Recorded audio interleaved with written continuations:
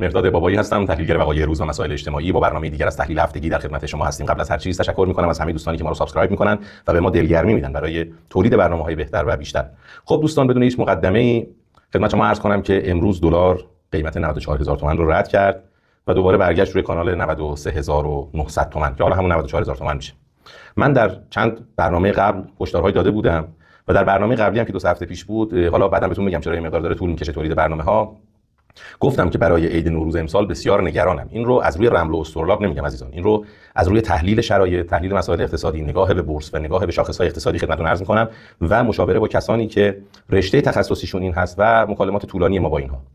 ببینید عزیزان، من احساس می‌کنم که ما دیگه در شرایطی هستیم که باید واقعا این حقیقت رو بپذیریم که ما با یک دولت طرف نیستیم. ما با یک نمایش خیمه شب‌بازی طرفیم و کاملا پیداست که از یک جای دیگه‌ای کنترل میشه. این نخ‌ها به این عروسک‌ها متصله و این دست و پاها که بالا پایین میره در کنترل کس دیگه است و اون صدایی هم که شنیده میشه از پس پرده داره خوانده میشه. عرض من این هست که چرا صدای کسی اونطوری که باید و شاید در نمیاد؟ بدونید به خاطر اینه که اینها از یک پایگاه اجتماعی اومدن کمک گرفتن برای رأی گرفتن برای این آقای پزشکیان که الان اون پایگاه چون با یک وقاحتی اومد و مقاومت کرد در برابر حقیقت و گفتش که آقا نمیدونم اگر کس دیگه بیاد فلان میشه و پزشکیان فلان، اصلا پزشکیانی که اغلب این 16 میلیون حتی نمیشناختنش، فقط یه چیزی شنیده بودن. منتها ما در یک جامعه زندگی می‌کنیم، در یک کشور زندگی می‌کنیم که مربوط به الان هم نیست. یعنی شما دوره انقلاب اسلامی رو بذارید کنار، از اون روزی که این مملکت اسمش ایران بوده و از قبل ترش، هر کس میرفت تو خیابون میگفته زنده باد، همه پشت سرش میگفتن زنده باد. یه نفر میگفته مرده باد، یه عده جمع میگفتن مرده باد. یعنی این تفکر بدون تحقیق کار کردن در اینجا نهادینه است. این روش بدون تحقیق حرکت کردن نهادینه است. من یعنی یه وقتایی نمیدونم حتی باید چی تو این برنامه بگم، چون هر حرفی که میزنم از جانب یک جایی برای من پیام میاد. شما یک برنامه رو فقط نگاه میکنید، شما نمیدونید چه پیام‌هایی میاد، چه هشدارهایی به بنده میدن، چه مسائلی اتفاق میفته. هر کسی در هر جایگاه دولتی که هست چه تلفنی میزنه و چه داستان‌هایی که ما نداریم. ولی این قیمت دلار برای ما مسئله است. چرا مسئله است؟ چون معیشت مردم ربط به این قضیه داره. این آقای پزشکیان، من یادمه که در مناظره هایی که صحبت می‌کردن، آقای جلیلی اومد روبرویشون قرار گرفت، گفتش که آقا شما تحقیق نکردید، شما این کارا رو نمیدونید، شما همش دارید میگید کارشناس‌ها باید فلان بکنن، ما وقتی که بیایم میخوایم جلسات تحقیقی بذاریم و صحبتایی که شنیدید. و آقای جلیلی هم گفت و بارها تاکید کرد که آقا دولت جای آزمون و خطا نیست، دولت جای این که نمیدونم شما بگید حالا چه اتفاقی میافتاد و باید بشینیم و تصمیم بگیرید نیست. شما تحقیقاتتون رو باید از قبل کرده باشید. من برنامه‌شو ساختم خیلی برنامه قبل و یه عده اومدن به من پیام میدن، خیلی جالبه در پیام‌ها در قسمت نظرات، ببخشید من نمیگم کامنت ها، چون ما قرار گذاشتیم حتی المقدور در این برنامه از الفاظ بیگانه استفاده نکنیم. در قسمت به اصطلاح بازتاب حرفایی که ما در این برنامه میزنیم و به صورت نظرات برای ما گفته میشه، گفته بودن که آره تو چرا نمیدونم قبل از انتخابات ساکت بودی و یه وقتایی هم الفاظ بدتری به کار برده بودن. من میخوام عرض کنم که عزیزم، اول برو برنامه‌ها رو ببین، بعد بیا این مطالب رو برای من بنویس. بنده گفتم، فریاد زدم. من از شب شهادت آیت الله رئیسی که اون برنامه رو ساختم تا بعدش مفصل همیشه گفتم آقا نکنید، آقا مواظب باشید، اگر کسی دیگه قرار خواست شد بیاد حتما کسی باشه که همین راهو بره، راهی جز این غلطه. و چه صحبت‌هایی شد و همون موقع هم چه بازتاب‌هایی داشت. اما الان به جایی رسیدیم که در طول 6 ماه قیمت دلار به 2 برابر رسیده. اونم 2 برابری که بحث 1000 تومان نیست شده 2000 تومان، 20 تومان نیست شده 40 تومان، دلاری که داره به مرز 100,000 تومان میرسه و این وحشتناکه. در طول تاریخ ایران چنین جهشی در قیمت ارز اصلا وجود نداشته. و چه کسی الان وزیر اقتصاد ماست؟ آقای عبدالناصر همتی با اون کارنامه افتضاحش در بانک مرکزی که حالا ما میدونیم ایشون از رانندگی آقای هاشمی رسید به اینجا. ولی میخوام عرض کنم که آقای همتی که انقدر اصرار داشت من اقتصاد میدونم، من اقتصاد بلدم، در بانک مرکزی که افتضاحاتش رو دیدیم و سلطان چاپ پول و این بساط‌ها بود، حالا که شده وزیر اقتصاد چنین افتضاحی در سیستم ارزی ما اتفاق افتاده، معیشت مردم شب عید نابود شده.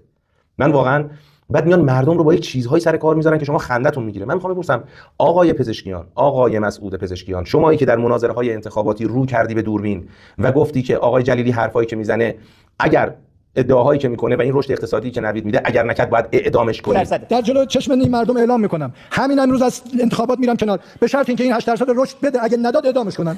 یعنی الان لطفاً آقای پزشکیان بفرمایید ما با شما باید کدوم حکم قضایی رو اجرا کنیم؟ بازداشت کنیم، زندان کنیم، حبس ابد کنیم، چه کار کنیم؟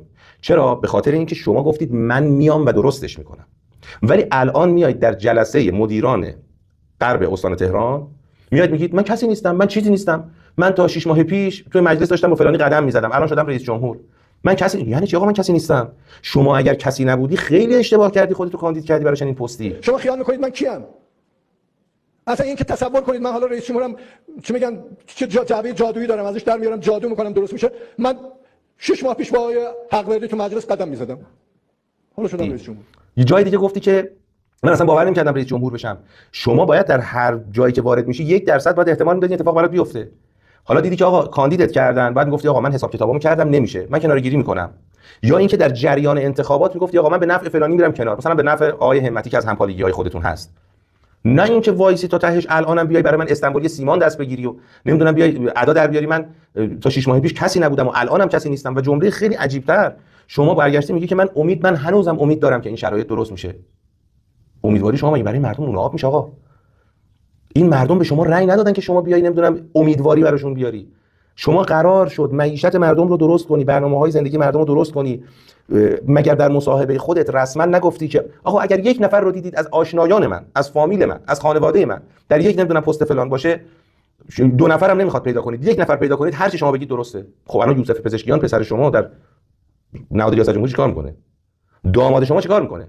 دختر شما الان کجاست؟ خب این که شد 3 نفر از یه خانواده 3 نفره. واقعا عجیبه، من سر در نمیارم.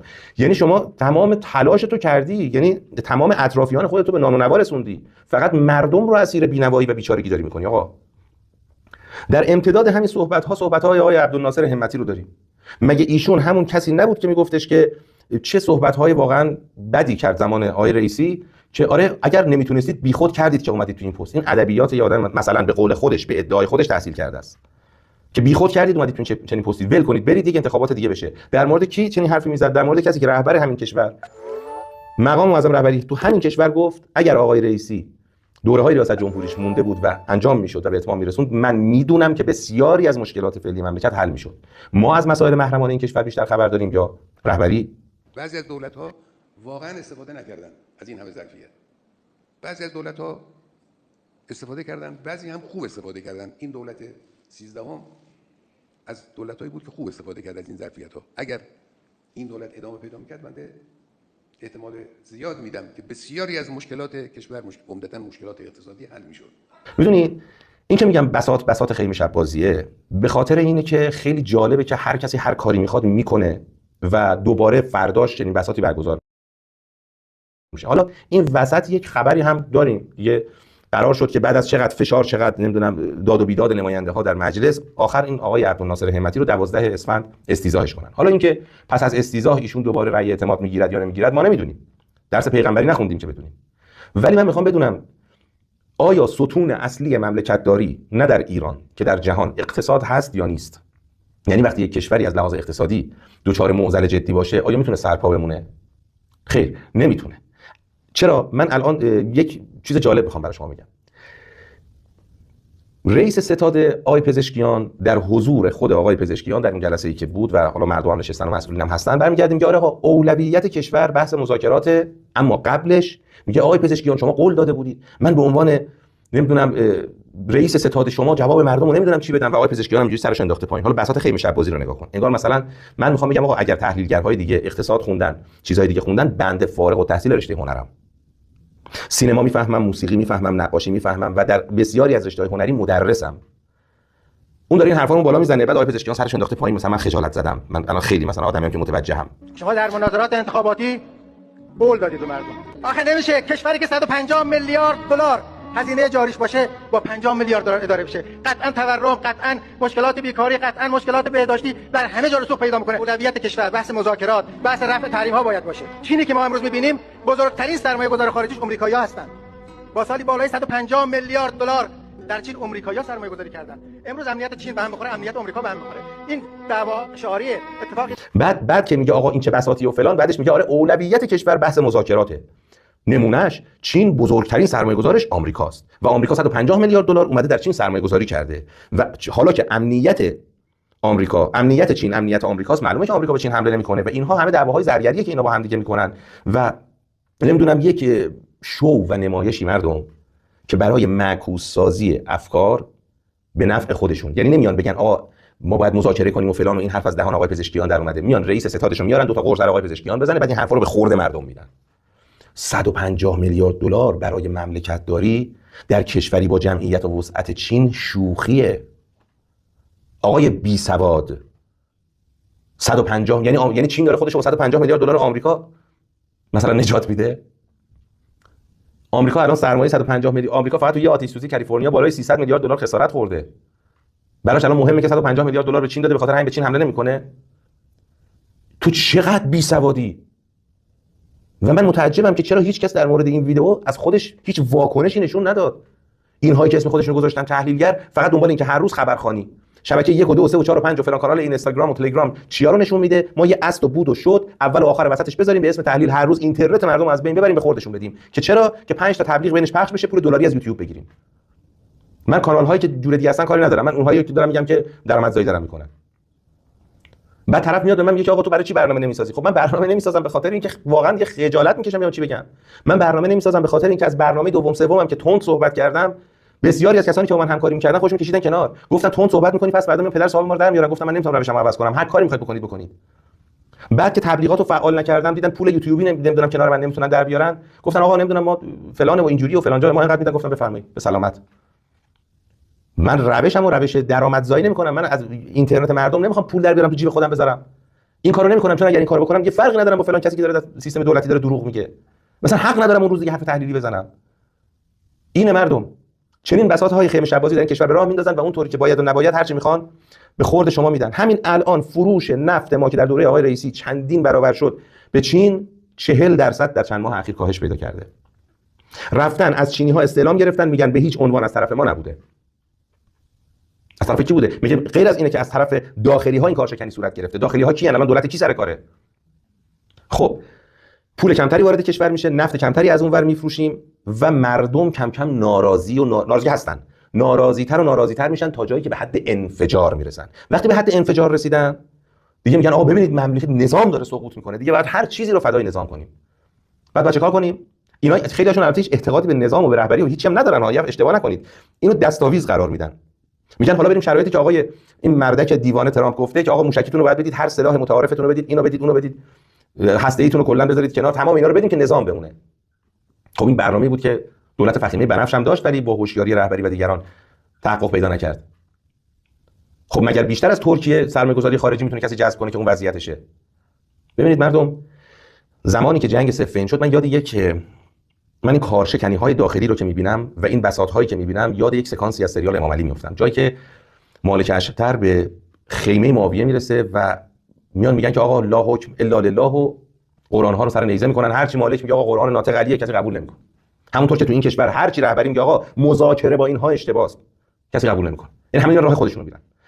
بعد مالک میگه آقا تا خیمه معاویه 10 ضربت شمشیره، یعنی اتفاقی که داشت در زمان دولت قبلی در زمان دولت شهید رئیسی میافتاد. اینها میان میگن آقا سریعتر هر چی هست دوباره. من اصلا نمیگم کار آقای پزشکیان اشتباه نکنید، ایشون که اصلا کلا تو باغ نیست. اون کسایی که میدونستن و ایشونو آوردن دارن این برنامه رو میچینن. عزیزان این کشور در خطره و من امیدوارم تا بساط صفین به دست اشعری‌های داخلی رقم نخوره. چرا باندید؟ این خدعه معاویه است. بارها مکرش را دیدید؟ فریب نخورید. تو با کدام قرآنی؟ قرآن محمد یا قرآن پسر نابغه؟ حماقت است اشتر. فرمان علی است. نمی‌بینی؟ در 10 قدمی خیمه فتنه‌ام. برگرد اشتر. کوفیان شمشیر کشیدند، دست جان علی رو شدند. مطلب دیگه هم که من دیدم این بود که آقای پزشکیان چه راه حل جالبی ارائه دادن برای کنترل قیمت ارز. گفتن که کارشناسان پولی و بانکی باید بشینن دور همدیگه، با همدیگه فکر کنن، هم فکری کنن، یک راه حل رو پیدا کنن. تازه باید راه حل پیدا کنن.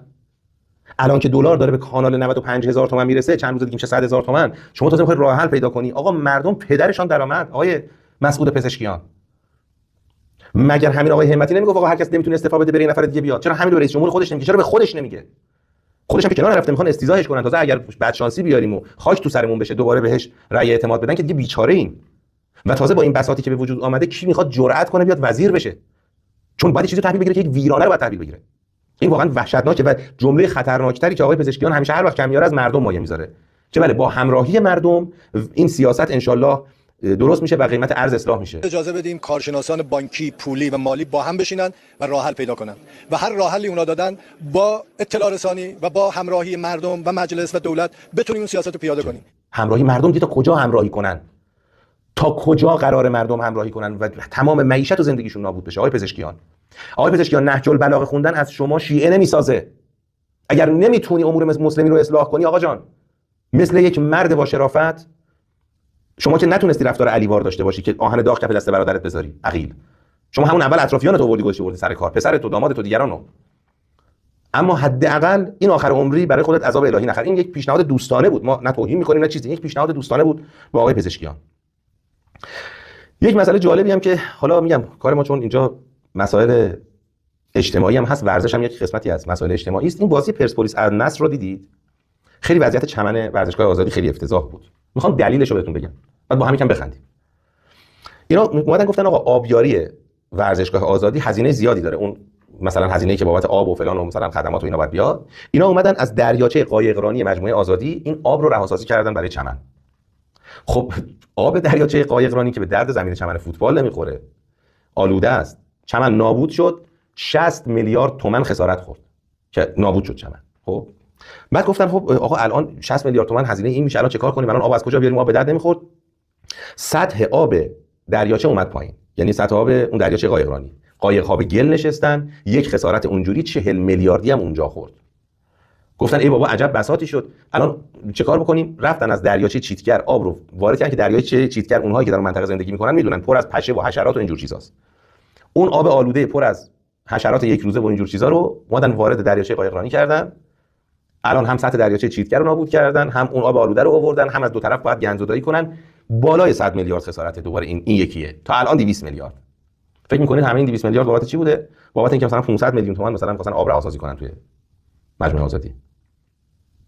این وضعیت مدیریت در ایران. این از ورزشیش، یعنی من نمیدونم، من واقعا خواهش می‌کنم مدیریت نکنید. آقا بذارید همون سیستم کسب باشه. ما اصلا نمی‌خوایم شما برامون نوآوری کنید. ما نمی‌خوایم شما فکرای خلاقانه بکنید. وقتی کاری بلد نیستید نکنید. این مملکت 2 ماه رئیس جمهور نداشت پس از شهادت شهید رئیسی. والله همه چی خوب بود.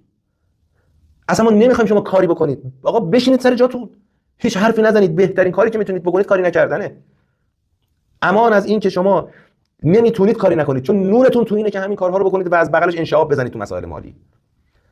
همین الان یک مربی دارن برای تیم استقلال تهران میارن به اسم آقای ماتزاری.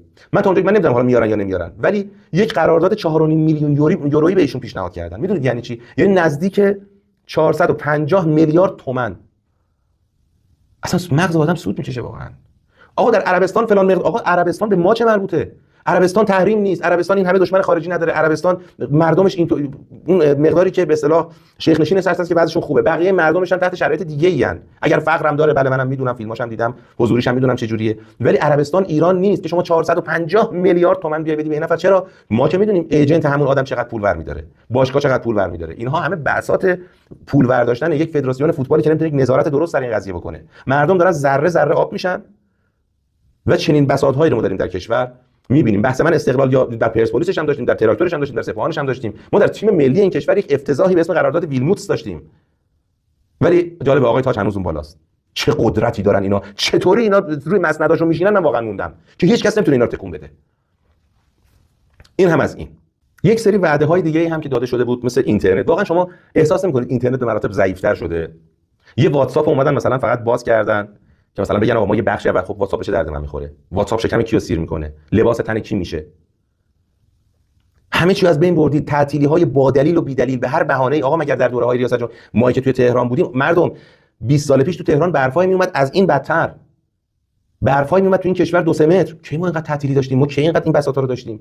به هر بهانه‌ای تعطیل کنیم. چرا؟ برای اینکه مثلا یه جوری این نیروگاه‌ها رو کنترل کنیم، فلان، یه خورده برق کمتری، مازوت کمتری بسوزونیم. من اصلا دارم میگم آقا ما کشور ما یک بادکنک هم گاز نداره. آیا شما نیروگاه حرارتی که ساختی نمیتونی گاز براش بخری و برق تولید کنی که مازوت سوزی رو جایگزین می‌کنی؟ یعنی حتما باید از پالایشگاه خود ایران تولید بشه تا اون نیروگاه کار کنه. نه مدیریت بلد نیستی، مسئله اینه. وگرنه یک نیروگاه حرارتی میاد گازش از هر منبعی که شده میخره و خودش رو تامین میکنه. میگه آقا من برقو تامین میکنم ولی اینقدر بیشتر برام در میاد. ولی نه اینکه بیاد گند بزنه تو سلامت یک کشور با حجم مازوت سوزی بالا و این افتضاحی که در اکثر شهرهای ایران. شما از بغل قزوین رد بشید ببینید چه بساطیه سر نیروگاه‌های حرارتی. من چون مسیرم هست از تهران میرم و میام برای کارهای خودم، واقعا هر دفعه این دو دسته تو سر خودمون بزنیم. یکم که عزیزان ببینید، من حالا در این بین براتون بگم، من از شما خواهش میکنم، چون ببینید من چند برنامه اخیرم رو واقعا تک و تنها ساختم. هیچ کس دیگه با من همکاری نمیکنه. خودم باید فیلم بگیرم، خودم باید تدوین کنم، خودم مسائلمو انجام بدم، خودم کارهای تحقیقاتیشو انجام بدم، خودم منابعشو تهیه کنم و هیچ وقتم انتظار از هیچ کس نداشتم. من حتی تبلیغات رو این کانال فعال نمی‌کنم. ولی از شما یک خواهش فقط دارم برای اینکه این صدا برسه، برای اینکه ما داریم، من واقعا یکی و تنها با تهدیدهاش، با حرفایی که بهم زده میشه، با همه چیز دارم کنار میام. یک دونه سابسکرایب من خواستم از شما، فقط برای اینکه این کانال هر چه تعداد سابسکرایب، لایک ها، کامنت ها، در صورتی که دوست داشته باشید برنامه رو بیشتر بشه عزیزان، صدامون بلندتر میشه. من اون موقع میتونم کارهای دیگری هم انجام بدم، در کنار این قضیه میتونم یه سری پایگاه اجتماعی درست کنم و این حرف این مردم رو بزنیم. هر کدوم از شما به تنهایی میتونه یک کمک بزرگ انجام بده، فقط با یک سابسکرایب کردن. نه کسی هیچ چی از شما عزیزان میخواد، نه اصلا درسته. من فقط گفتم که حمایت کنید با سابسکرایب کردن، یعنی همین دکمه‌ای که پایین ویدیو هست روش نوشته سابسکرایب یا دنبال کردن، همون رو بزنید و اجازه بدید که این صدا برسه و نظرات خودتون رو بگید. حتی اگر پیشنهادی هم دارید در مورد برنامه یا هر چیز دیگه‌ای، من که آیدی تلگرام رو برای همتون گذاشتم، الان دوباره هم میذارم. این آیدی تلگرام من هست، مهرداد بابایی خط تحلیل، که شما به راحتی میتونید بهش پیام بدید، مستقیما با خود من صحبت بکنید و هر نظری، انتقادی، پیشنهادی، هر چی دارید بدید. من این خواهشی بود که ازتون کردم. در انتهای برنامه‌ام این بساطی که راه انداختن که آره آقای پزشکیان هیچ کار است و رئیس جمهور هیچ کار است، پس خیلی کسی که هیچ کار است خیلی اشتباه کرد که اومد چنین پستی رو احراز کرد برای خودش. چطور اون زمانی که این 16 میلیون نفر رأی میدادن نمیدونستن ایشون هیچ کار است، یهو فهمیدن هیچ کار است؟ چطور رئیس جمهور قبلی همه کاره بود؟ من واقعا متاسفم برای اون سیستمی، برای اون سیستم تفکری که بر یک مردم حاکم بشه که خودش رو به خواب بزنه و دوست داشته باشه در خواب بمونه و هر وقت که به قول مولا علی میگه که کسی که با ندای رهبرش از خواب برنخیزد با لگد دشمن در بستر بیدار خواهد شد. من امیدوارم اون روز اتفاق نیفته عزیزان. این بساط خیمه شب بازی رو توجه نکنید. شما الان برید خاطرات تصویری آقای اردشیر زاهدی رو شما ببینید، شاپور بختیار رو ببینید، علی نقیخان رو ببینید، علی امینی رو ببینید در مصاحبه های، گفتگوهای رسمی تصویریشون چی گفتن. گفتن آقا ما مردم رو ناراضی کردیم که انقلاب کردن. دارم بهتون میگم اگر این بساط داره در کشور شکل میگیره، بنده احساس میکنم طرح ناراضی سازی عمومیه. بیشتر از این باز نمی‌کنم، میذارم یه خورده زمان بگذره، بعد حرفای دیگه‌مو میزنم.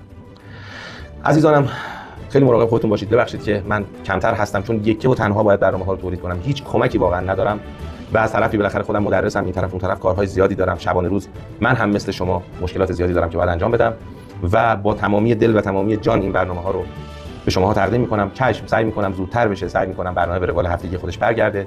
خواهش می‌کنم که سابسکرایب کنید، اگر دوست داشتید لایک کنید، اگر دوست نداشتید حتما دیسلایک کنید، ولی یک واکنشی نشون بدید و اجازه بدید که این جمعیتی که از ما داره درست میشه و به زودی من یک برنامه خیلی مفصلی خواهم داشت، اگر تعدادمون یه مقدار بره بالاتر، اون موقع می‌بینید که چه نتیجه‌ای در بر خواهد بود. همتون رو دوست دارم، برای همتون سلامتی و روزهای خوب آرزو می‌کنم. امیدوارم که شاد، سلامت، پیروز و موفق باشید. دوستدار همه شما مهرداد بابایی یا علی مدد.